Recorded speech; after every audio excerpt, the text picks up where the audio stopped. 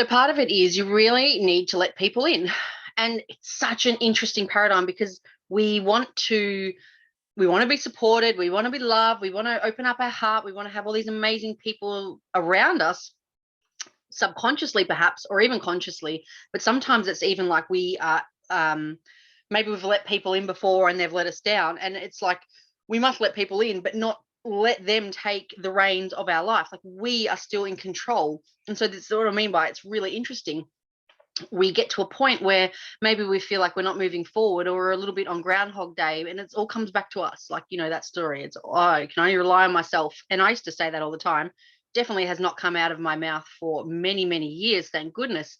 And you look, all love and respect to that version of me, because it got me to where I am today, absolutely.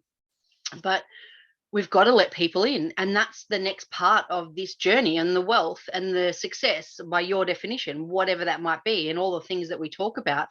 In order to get there, you must let people in. And like I remember thinking about this years ago when I started to change it. And it was, I can't even remember how it came up. It might have come up from something I was reading, and I was thinking about support. And I remember being really sick once and saying to Ben, my husband, oh no, I'm fine, I can do it, I'll get up and get the cup of tea or whatever. And like I just wouldn't even let him look after me at that point in time. And it wasn't always like that, but somewhere along the line I just made myself too independent. And I don't know if that's the right terminology, but I was just so independent. But it was just, which is beautiful, I always have been, but it came at this cost of no softening and no opening, and no allowing, like no allowing myself to receive, no matter what, from loved ones or anything.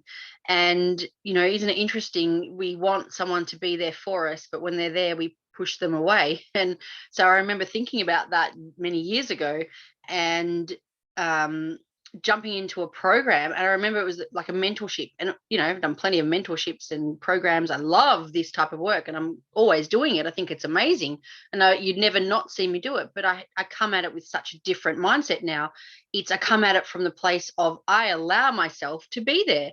I allow myself to be supported by that person. No, they do not carry me. No, they do not do the work for me, but I allow myself to actually receive, where I'd noticed, like from that realization, and I suppose that permission to go into what I was doing, that mentorship, things started to change really quickly. And it wasn't because, and I'd worked with that person before, and it wasn't because it was different necessarily. It was exactly where I needed to be, or the person was different. It was just that actually I was ready to hear and receive what was being given, of course, interpret it my way, and actually utilize that as this co-creation, rather than, oh, here's what I've got to take, I'm going to leave some of what I hear or whatever it might be, and I'm only going to do this because I'm independent. And like on some level I was just never letting it in, right? And so I want you to think about that in your life. Where are you just freaking not letting people in?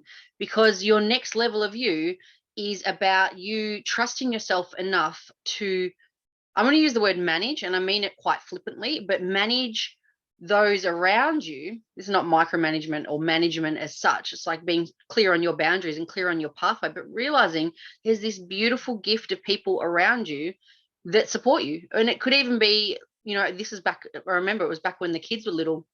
They might have been 3 and 4 or around that age. And I remember then giving them a job of their socks. They put their socks and undies in their drawer. And it might sound like nothing to some people or massive to other people, but I was like, all of a sudden, it's one thing where we all co-create together and we all receive together and we all help each other. And I didn't have to be the one doing it all. I was allowed to receive support from, as I said before, even my loved ones. And so ask yourself, where are you really shutting off? And you might not even be aware. You might be like, oh yeah, I've got helpers, or I've got workers, or I've got this person, or I've got a cleaner, or I've got this. Let them in. Let them in. Let people in, and realize that, yeah, no, they're not eroding your boundaries or anything like that. It's not for them to then take the reins and take over. That's not what this is about. You still have the direction. You still have the insight. It's your vision. It's it's your foresight in that present moment that you're pulling forward. But you're realizing there's this beautiful suite of people around you that can always be